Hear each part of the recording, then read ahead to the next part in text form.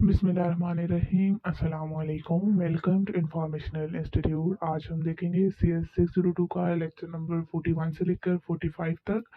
इन lectures में हम just जो इम्पोर्टेंट इम्पोर्टेंट चीज़ें वही देखेंगे, क्योंकि पेपर में इनमें से इतना नहीं आता। लेंथी क्वेश्चन तो रेयर ही है कि कोई आ जाए। जस्ट एमसीक्यूज में या शॉर्ट में कोई एक डेफिनेशन इस तरह का क्वेश्चन आ सकता है। तो आप भी जस्ट यही इंपॉर्टेंट इंपॉर्टेंट चीज़ें साथ में हैंड आउट में अंडरलाइन करते जाइएगा और बस इनको ही कीजिएगा। टाइम वेस्ट मत करें अपना, और चैनल को ज़रूर सब्सक्राइब कर दें, क्योंकि इस चैनल पर आपको मिड टर्म फाइनल टर्म के करंट पेपर भी शेयर किए जाएंगे, तो आपकी कोई भी वीडियो मिस ना हो। यहाँ पे हमारे पास जो चैप्टर है, लेक्चर है 41 व्यूइंग। इसमें सबसे पहले हमारे पास है the camera analogy. Camera analogy is the important topic in lecture 41। इसमें से क्वेश्चन आ जाते हैं पेपर में। इसमें हमारे पास जो कैमरा एनालॉजी है, इसके हमारे पास 4 स्टेप्स हैं। ठीक है, आपने ये स्टेप याद रखने हैं। जो सबसे पहला हमारे पास स्टेप है वो है विविंग ट्रांसफॉर्मेशन।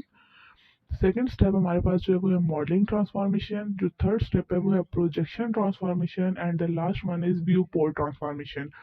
जो पहला है हमारे पास व्यूइंग ट्रांसफॉर्मेशन, उसमें हम क्या करते हैं कि हम अपने कैमरा को सेट करते हैं। Set up your tripod and pointing the camera at the scene. जिस तरफ आपका सीन होता है, आप अपने कैमरा के ट्राइपॉड को उस तरफ सेट करते हैं, और इस स्टेप को हम कह देते हैं कि हमारा व्यूइंग ट्रांसफॉर्मेशन है। The second step is modelling transformation. इसमें हम क्या करते हैं कि हमारा जो सीन होता है, जिसको हमने फोटोग्राफ करना होता है, उसको अरेंज करते हैं अपने कैमरा के रिस्पेक्ट से। ठीक है, इसको हम कहते हैं मॉडलिंग ट्रांसफॉर्मेशन। दो जो थर्ड है वो है हमारे पास प्रोजेक्शन ट्रांसफॉर्मेशन। इसमें हम कैमरा के लेंस को चूज करते हैं, उसकी जो इस तरह हमने इमेज कैप्चर करनी है, एडजस्ट टू जूम, ठीक है, उसको जो है एडजस्ट करते हैं। और जो लास्ट स्टेप है उसमें हमारे पास है कि वी पोर्ट ट्रांसफॉर्मेशन। इसमें हमारे पास क्या करते हैं कि हम ये देखते हैं कि हमारे पास जो फाइनल फोटोग्राफ है, उसको हमने कितना जो है वो कैप्चर करना है, मतलब उसका साइज कितना रखना है।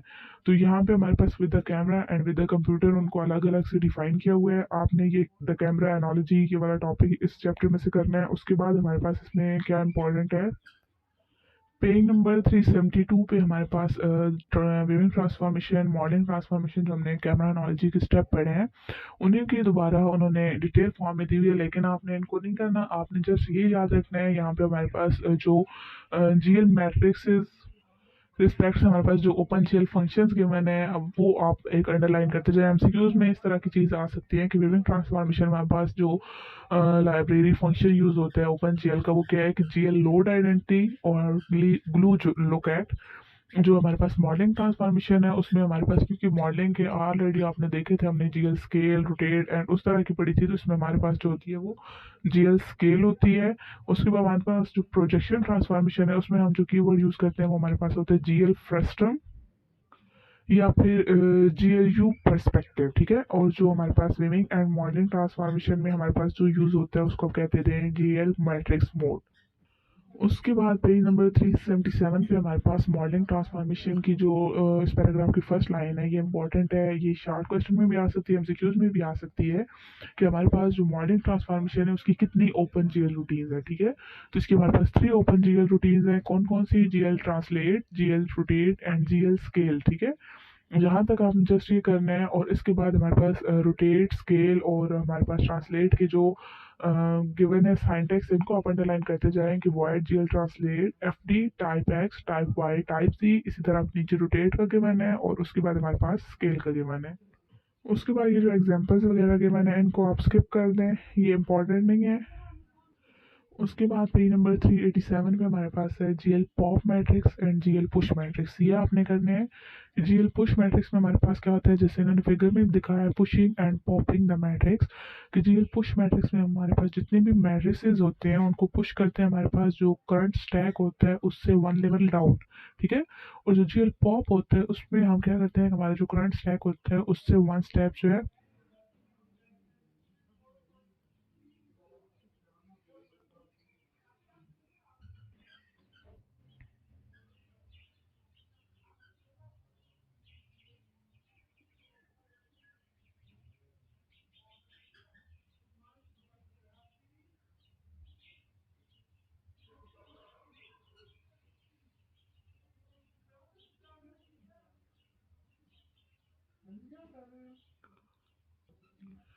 इसमें हमारे पास सबसे पहले कुछ स्टेप्स हैं जहाँ पे हमारे पास है a simple example rendering a lit sphere, ठीक है।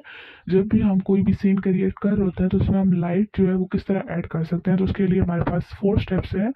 वो स्टेप क्या है? स्टेप 1 में हमारे पास होता है create select and position one or more light sources. Step 2 is create and select a lighting model which define the level of global ambient light and the effective location of the viewport for the purposes of lighting calculation। और जो third one है वो क्या है हमारे पास कि define material properties for the objects in the scene. ये तीनों स्टेप्स आपने याद करने हैं। उसके बाद हमारे पास ये जो टेबल है पेज नंबर 398 पर, जिसमें हमारे पास जो है वो पैरामीटर्स जो है हमारे पास लाइट के जी लाइट के उसकी नेम गिवन है, साथ में उनकी हमारे पास वैल्यूज गिवन है और साथ में उन्होंने ये बताया कि ये किस चीज़ को रिप्रेजेंट करते हैं। तो सबसे पहले हमारे पास जीएल एम्बियंट जो होती है उसमें हमारे पास 4 कंपोनेंट्स उसके होते हैं, जिसमें पहले तीनों जीरो होते हैं, लास्ट वन हम वन लेते हैं। जो जीएल डिफ्यूज है उसमें तमाम के तमाम हम 4 के 4 कंपोनेंट की वैल्यू वन लेते हैं, जो डिफॉल्ट वैल्यू होती है।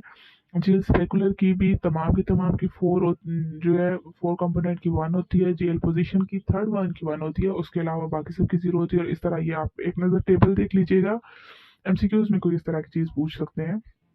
उसके बाद हमारे पास यहाँ पे अटेन्यूएशन फैक्टर का फार्मूला गिवन है, इसको ऑलरेडी पिछले एक लेक्चर में हम डिस्कस कर चुके हैं। इसमें उन्होंने बताया कि डी हमारे पास क्या है, distance between the light position and the vertex.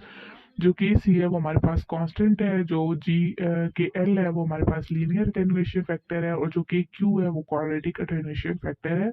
और बाय डिफॉल्ट हमारे पास जो के सी है वो वन होता है, और जो के एल और के क्यू है वो हमारे पास जीरो होते हैं। इसके बाद हमारे पास एक और टेबल है। इससे पिछले टेबल में हमने जो पैरामीटर नेम देखे थे वो थे जीएल लाइट के, ठीक है। अब जो हम देख रहे हैं वो है जीएल लाइट मॉडल। इसमें भी हमारे पास तीन है जीएल लाइट मॉडल, एम्बियंट है, लोकल व्यूअर है और टू साइड है। जिसमें हमारे पास उनके कंपोनेंट्स, डिफॉल्ट वैल्यूज और उनकी मीनिंग गिवन है। उसके बाद हमारे पास एक और टेबल है जिसमें हमारे पास जीएल मटेरियल के गिवन है, उसकी फिर उन्होंने साथ में डिस्कस किए हैं, तो एक नज़र आप देख लीजिएगा। इसके बाद हमारे पास इस लेक्चर में और कुछ चीज़ इंपॉर्टेंट नहीं है। नेक्स्ट है हमारे पास lecture number 44 evaluator curves and surfaces. यहाँ पे हमारे पास सबसे पहले एवेल्यूएटर है कि हमारे पास जो बेसिक कर्व होती है जो कि डिफाइंड होती है vector valued function of one variable पे, और उसके साथ डिफाइन करते हैं C of u is equal to x of u, y of u and z of u. और इसमें हमारे पास जो यू है वो हमारे पास कुछ उसकी कुछ ना कुछ जो डोमेन गिवन होती है वो उस डोमेन की वैल्यू में से वायरीज करता है जहाँ पे। उसके बाद हमारे पास वेरियल सरफेस पैच जो है वो भी वेक्टर वैल्यू फंक्शन है, लेकिन वो टू वेरिएबल्स पे डिफाइंड है यू वी पे।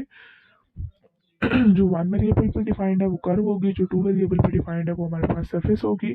तो इसके लिए हम जो open GL library function use करेंगे वो यूज करेंगे जीएल इवॉल्व कोड 1 और जीएल इवॉल्व कोड 2।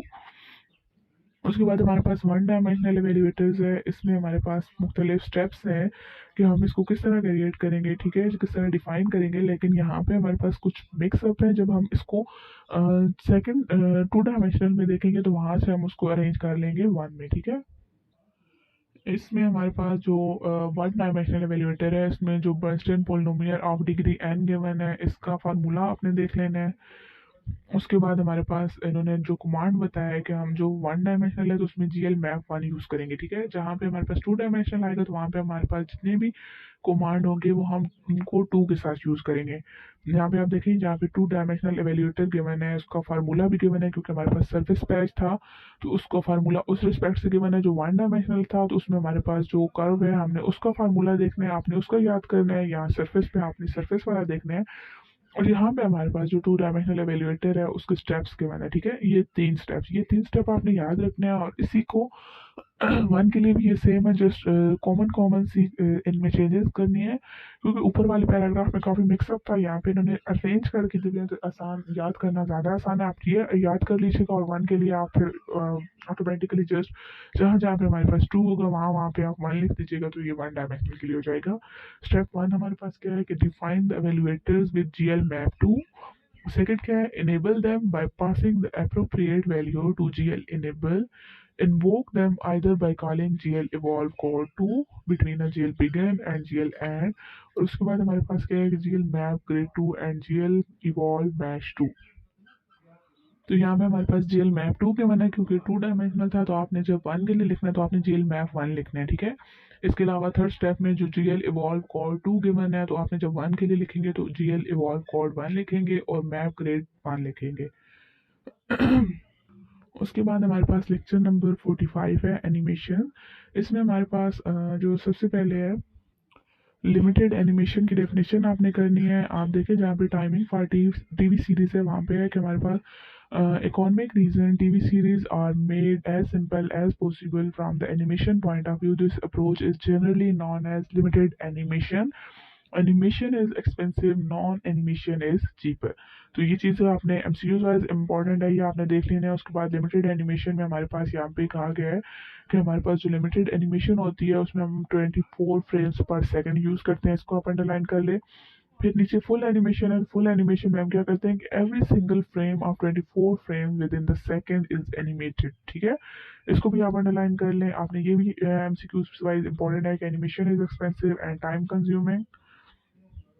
उसके बाद हमारे पास यहाँ पे है टाइमिंग की डेफिनेशन, ठीक है। एनिमेशन प्रिंसिपल्स में टाइमिंग डेफिनेशन हमारे पास क्या है कि timing is the part of animation which gives meaning to movement. Movement can easily be achieved by drawing the same thing in two different positions and inserting a number of other drawings between the two।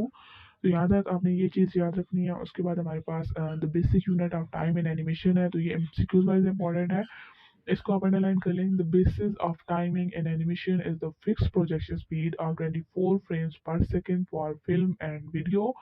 इसके बाद जो second paragraph है इसमें आपने देखना है कि हमारे पास क्या है कि the thing to remember is that if an action on the screen takes 1 second it covers 24 frames of film, and if it takes half a second it covers 12 frame and so on। उसके बाद हमारे पास page number 429 पर यहाँ पे important point है कि the timing of the scene for animation has two aspects, ठीक है। ये भी 3 नंबर के सवाल में क्वेश्चन आ सकता है। The timing of inanimate objects and the second is the timing of the movement of the living character. तो इस चीज़ को अंडरलाइन कर लें। उसके बाद हमारे पास इस चैप्टर में यहाँ पे है मूवमेंट एंड कैरिकेचर, बट ये तमाम के तमाम टॉपिक इंपॉर्टेंट नहीं है, ठीक है। एमसीक्यूज वाइज भी एज सच इंपॉर्टेंट नहीं है, तो इनको आप स्किप कर दें। इसके बाद हमारे पास इंपॉर्टेंट लेक्चर्स, जो आपके लेक्चर इंपॉर्टेंट है, जो मोस्ट इंपॉर्टेंट है वो है 31 से लेकर 39 तक। इसके अलावा पीछे हमारे पास जो लाइटिंग और शेडिंग मॉडल वाले थे उनमें से भी क्वेश्चन लाजमी आता है, तो आप उनको अच्छी तरह प्रिपेयर कीजिए। तो यहाँ पे हमारे पास ये जो सीरीज हमने स्टार्ट की थी CS602 lecture number short lectures की, ये एंड होती है। आप चैनल को ज़रूर सब्सक्राइब कर दें। अगर आपको किसी और सब्जेक्ट के लेक्चर चाहिए तो आप कमेंट सेक्शन में अपनी राय दे सकते हैं। बहुत शुक्रिया, अल्लाह।